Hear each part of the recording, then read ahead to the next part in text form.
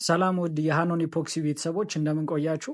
በዛሬ ቪዲዮ እንግዲህ እዚህ በምስሉ ላይ የምትመለከቱት አይነት እጅግ ያማረና የተዋበ የኢፖክሲ ኮፊ ቴብል አሰራርን በአጭሩ የማሳያችሁና ስቴፕ ባይ ስቴፕ ጋይዱን የምሰጣችሁ ይሆናል። እናንተም ባላችሁበት በቤታችሁ ወይም ደግሞ በወርክሾፓችሁ ናችሁ ይህንን መሰል አሰራር ልትሰሩ ትችላላችሁ ማለት ነው። በዚህ ቪዲዮ ላይ አዘጋጅቼ ያቀረብኩላችሁ የኮፊ ቴብል እግሩን የምትመለከቱት አይነት ዲዛይን እንዴት መስራት እንችላለን የሚለውን ነው። ታዲያ ወደ ቪዲዮ እንገባለን። እናም ይህንን የምትመለከቱትን ያማረ የኢፖክሲ ኮፊ ቴብል ዲዛይን ለመስራት የሚያስፈልጉን ግብአቶች ለቶፕ የሚሆነው 50 በ50 የሆነ ኤምዲኤፍ ወይም ደግሞ ክብ የተቆረጠ ያስፈልገናል ማለት ነው። ያንን ቀድማችሁ ካልሰራችሁ፣ ነገር ግን እኛ ያንን ኦሬዲ ስለሰራ ነው ኢፖክሲ ቀብተን ስላስቀመጥ ነው ወደ እግሩ እንገባለን ማለት ነው። እግሩን ለመስራት የሚያስፈልጉን ማቴሪያሎች ደግሞ ሁለት ቁመቱ 50 እንዲሁም ደግሞ ስፋቱ ደግሞ 40 ሳንቲሜትር የሆኑ ኤምዲኤፎች ናቸው ማለት ነው። ስፋታቸው 18 ቢሆን ወይም ደግሞ 18 ሚሊም ቢሆን ተመራጭ ነው። እነዛን አዘጋጅታችሁ ማስቀመጥ ይኖርባቸዋል።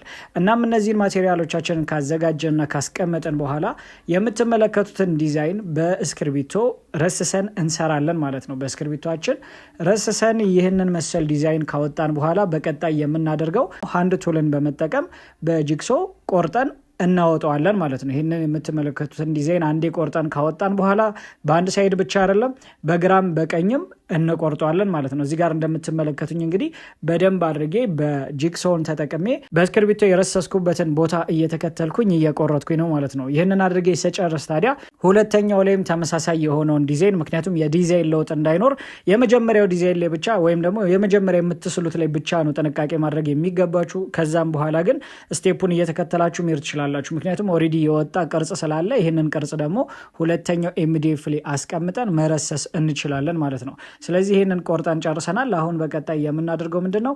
ሁለተኛው ኤምዲኤፋችን ላይ እናስቀምጥና ምንም ያልተነካው ላይ ማለት ነው ጎንና ጎኑ ጠርዝና ጠርዙ መጋጠሙን ቼክ አድርጉ። ምክንያቱም የዲዛይን መለዋወጥ እንዳይኖርባችሁ ማለት ነው። ከላይም መግጠሙ ከታችም መግጠሙ እንዲሁም ደግሞ ጎንና ጎንም ሙሉ በሙሉ ትክክል የሆነ መሆኑን ቼክ አድርጉ። ያንን ቼክ ካደረጋችሁ በኋላ የምትመለከቱትን ቅርጽ እንግዲህ ድጋሚ በእስክርቢቷችሁ ረስሳችሁ ያልተነካው ወይም ያልተቆረጠው ኤምዲኤፋችሁ ላይ ማስቀመጥ ትችላላችሁ ማለት ነው። ስለዚህ ያንንም ስንቆርጠው ተመሳሳይ ስፋት ተመሳሳይ ቁመት ያለው ዲዛይንን ይሰጠናል ማለት ነው። ኦሬዲ አሁን በእስክርቢቷችን ረስሰናል። ቀጣዩ ስቴፕ የሚሆነው የመጀመሪያውን እንዳደረግነው በተመሳሳይ ሁኔታ ሁለተኛውንም እንግዲህ በጂግሶ ቆርጠን እናወጣዋለን ማለት ነው። በተመሳሳይ ሁኔታ ነው የምናደርገው። ምክንያቱም የመጀመሪያውንም እንደምትመለከቱት ተመሳሳይ ስቴፕ ተከትለን ቆርጠን አስወጥተነዋል። ሁለተኛውንም እንግዲህ ረስሰን ካወጣን በኋላ አሁን ወደ መቁረጥ ነው የምንገባው ማለት ነው።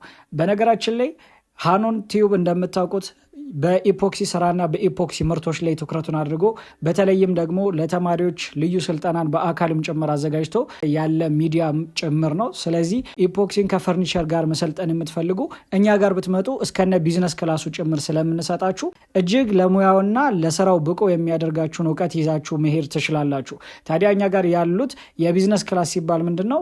ከዋጋ አወጣጥ ጀምሮ እንዴት እና በምን አይነት መልኩ ምርታችሁን መሸጥ እንደምትችሉ የሚያሳያችሁ ስራ ነው ማለት ነው። እንግዲህ እንደምትመለከቱት በአሪፍ ሁኔታ ቆርጠን ጨርሰናል።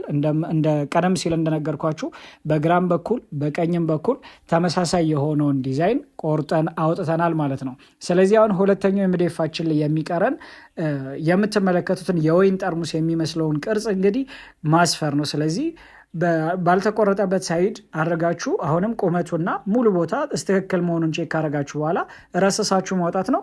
ይህንን የረሰስነውን እንግዲህ ተመሳሳይ ሂደትን በመከተል በጂግሶ ቆርጠንና ቅርጹን አውጥተን እናስቀምጠዋለን ማለት ነው። አሁን ሁለቱንም እንደምትመለከቱት በአሪፍ ሁኔታ ቆርጠን አዘጋጅተናል። ስለዚህ ቀጣዩ ስቴፓችን ደግሞ ማጋጠም ነው። የምናጋጥመው እንዴት ነው ከተባለ እንደምትመለከቱት ቁመቱ 50 ስለሆነ ኤምዲኤፍ እኩል ወይም ደግሞ ሁለት ቦታ ላይ እለካዋለሁ ማለት ነው። ስለዚህ 25 ሴንቲሜትር ላይ ለክቼ እስከ 25 ሴንቲሜትር በሚደርስ እርዝማኔ ኤምዲኤፍ ስፋታችን እንግዲህ 18 ነው። ስለዚህ በኤምዲኤፍ ስፋታችን እዚህ ጋር ቪዲዮ በደንብ ገላጭ ስለሆነ ነው ብዙም አላብራራላችሁ፣ በዛ መልኩ ትረሰሱታላችሁ ማለት ነው። ይሄ የምትመለከቱት ቅርጽ እንግዲህ 25 ሴንቲሜትር ቁመቱን ገባ ብዬ እንዲሁም ደግሞ ስፋቱ ደግሞ የኤምዲኤፍ ስፋት ነው ማለት ነው። በተመሳሳይ መልኩ ይሄንን ቅርጽ ካወጣሁኝ በኋላ ለሁለቱም ኤምዲኤፎቼ ተመሳሳይ ቅርጽ አወጣለሁኝ፣ ረሰሳለሁኝ። 25 ሴንቲሜትር ቁመታቸውን እለካለሁኝ። እንዲሁም ደግሞ የ25 ሴንቲሜትር ቁመት የለካሁትን ደግሞ አንድ ንጹህ ኤምዲኤፍ ካላችሁ ያንን አስቀምጣችሁ ደግሞ ቼክ ማድረግ ትችላላችሁ ማለት ነው። ስፋቱን ረስሳችሁ በኤምዲኤፍ ሳይዝ ስፋት ትሰጡታላችሁ። አሁን እያደረግኩ ያለሁት ያንን የረሰስኩትን ጂክሶን በመጠቀም ቆርጬ ያማወጣ ይሆናል ማለት ነው። እዚህ ጋር እንደምትመለከቱት በጂክሶ ወይም ደግሞ ሃንድ ቱልን ብቻ በመጠቀም ይህንን ያማረ የኢፖክሲ ቴብል ወይም ደግሞ የኢፖክሲ ኮፊ ቴብል ዲዛይንን እየሰራኝ ይገኛለኝ። እግሩ እንደምትመለከቱት የወይን ጠርሙስ የሚመስል ነው ማለት ነው። በግራም በቀኝም ሲታይ ልክ ያንን የሚመስል ዲዛይን እያወጣን እንገኛለን። እንግዲህ አሪፍ በሆነ ሁኔታ የወይን ጠርሙስ የሚመስለውን እግራችንን መሀል ለመሀል ቆርጠኗል። መሀል ለመሀል ሲባል ወደ ጎን መካከል ላይ እንዲሁም ደግሞ ወደ ታችም ደግሞ 25 ሴንቲም ገባ ብለን ቀደም ሲል ባሳያችሁ ስቴፕ መሰረት ጨርሰናል። ሁለተኛው እዚህ ጋር ምናልባትም እናንተ ሊያወዛግባችሁ የሚችለው ነገር እዚህ ጋር ትኩረት መስጠት ቢኖርባችሁ እዚህ ጋር የምናወጣው ቅርጽ ነው ማለት ነው። የመጀመሪያውን እንዳልኳችሁ ከላይ ነው ያወጣሁት። ነገር ግን ሁለተኛውን ደግሞ የምቆርጠው ከታች ነው ማለት ነው። እዚህ ጋር ማስተዋል ያስፈልጋል።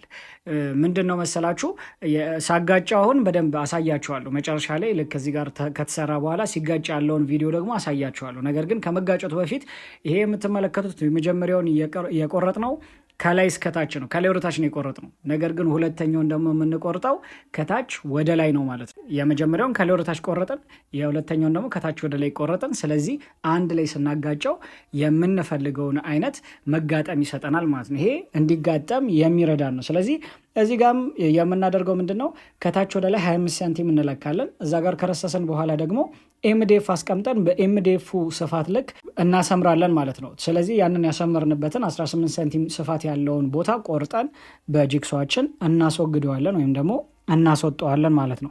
ይህንን ካደረግን በኋላ እንግዲህ ወደ ማጋጨት ወይም ደግሞ ወደ ማጋጠም ስራ ነው የምንሄደው ማለት ነው። ስለዚህ እንደዛ ካረግን በኋላ ወደ ማጋጨቱ ስራ እንሄዳለን ማለት ነው። እንደዚህና መሰል እጅግ ልዩ ልዩ የሆኑ የኮፊ ቴብል ዲዛይኖችን እንዲሁም ደግሞ የዳይኒንግ ቴብል ስልጠናዎችን የረኮቦት ፈርኒቸር ጭምር በፈርኒቸር ማለት በኤምዲኤፍ እና በተለያዩ የእንጨት ምርቶች ወይም እንጨት ተዋጽኦች እንዴት የረኮቦት የዳይኒንግ ቴብል የሶፋ ሴንትሪክ ቴብል እንዲሁም ደግሞ የተለያዩ የግድግዳ ሰዓቶችን ሙሉ አሰራር መልመድ የምትፈልጉ ከሆነ ኑ እኛ ጋር ሰልጥኑ። ያለነው አዲስ አበባ ካራ ቆሬ ላይ ነው። ወርክሾፓችን ሁል ጊዜም ክፍት ነው ለሰልጣኞቻችን። ስልጠና ከአንድ ሳምንት ጀምሮ እስከ 21 ቀን የሚቆዩ ስልጠናዎች ለእናንተ ተዘጋጅተው እየጠበቋችሁ ይገኛል። በፓኬጅ ከፋፍለን ነው ስልጠናዎቻችንን ያዘጋጀ ነው። እያንዳንዱ ፓኬጅ የራሱ የሆነ ዋጋ አለው። ስለዚህ ሙሉ ስልጠናን ሙሉ ብቃትን ምክንያቱም እዚህ ጋር የምትመለከቱት እንግዲህ የምናሰለጥነው ቲዮሪን አይደለም። እኛ የምንሰጠው ዝም ብሎ የኢፖክሲ ስልጠናን ብቻ አይደለም። ነገር ግን እኛ በደንብ የምናሰለጥናችሁ ምንድነው ሙያዊ ክሬቲቪቲ እንዲኖራችሁ ጭምር ነው። ምክንያቱም ሙያዊ እውቀት ያለው ሰው ክሬቲቭ ለመሆን አይከብደውም እና ያንን ሙያ የምታገኙበትን ስልጠና አካተን እንጠብቃችኋለን። እኛን ለማግኘት የምትፈልጉ ደግሞ ስልክ ቁጥራችን በ0923 63 61 11 ላይ መደወል ትችላላችሁ። ምናልባት የሚያስል ካልሰራ ካላችሁ ደግሞ በ0910 13 87 84 ላይ ደውላችሁ ሃኖን ኢፖክሲ ብላችሁ ልታገኙን ትችላላችሁ።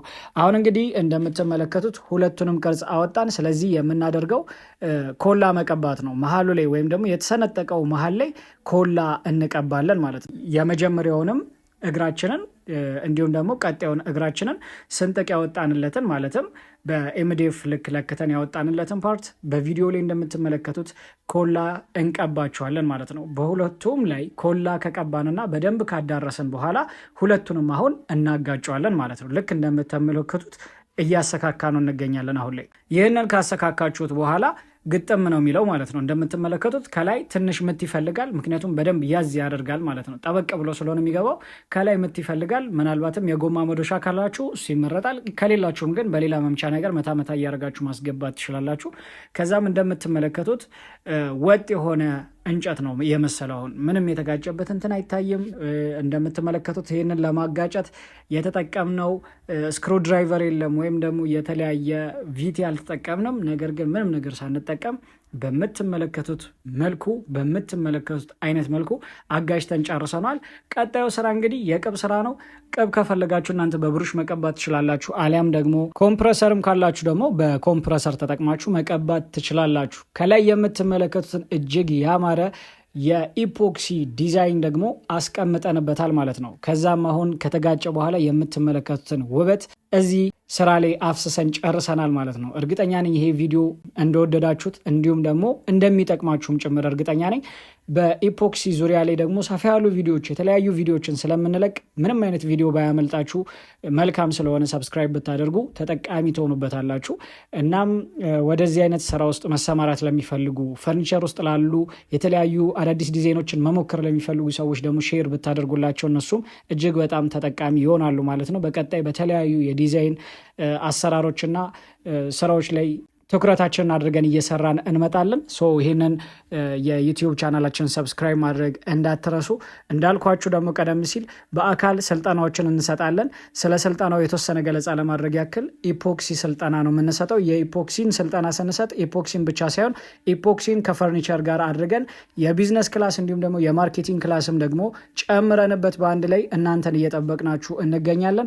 ታዲያ እንዳልኳችሁ ስለ ኢፖክሲ ብቻ ሳይሆን የምናወራው ወይም ደግሞ ኢፖክሲን እንዴት መቀመም እንዳለባችሁ ብቻ ሳይሆን አሳይተን የምንለካችሁ ነገር ግን የኢፖክሲ ባለሙያና ብቁ የሆነ አምራች እንድትሆኑ አድርገን የምናበቃችሁ ይሆናል። ስለዚህ በዚህ ስልጠና ላይ መሳተፍ የምትፈልጉ ሰዎች አድራሻችን አዲስ አበባ ካራ ቆሬ ላይ ይገኛል። በስልክ ቁጥራችን 0923636111 ላይ ወይንም ደግሞ በ0910138784 ላይ ሃኖን ኢፖክሲ ብላችሁ ብትደውሉ ታገኙናላችሁ ማለት ነው። ሁል ጊዜም እንደምንለው ልዩነትን በተግባር እያሳየን እንገኛለን። ከሃኖን ኢፖክሲ አምሃሪክ የቀረበላችሁ ቪዲዮ ይህንን ይመስል ነበር። በቀጣይ ቪዲዮ እስክንገናኝ ድረስ መልካም ጊዜ ሆነላችሁ። ሰላም ቆዩ።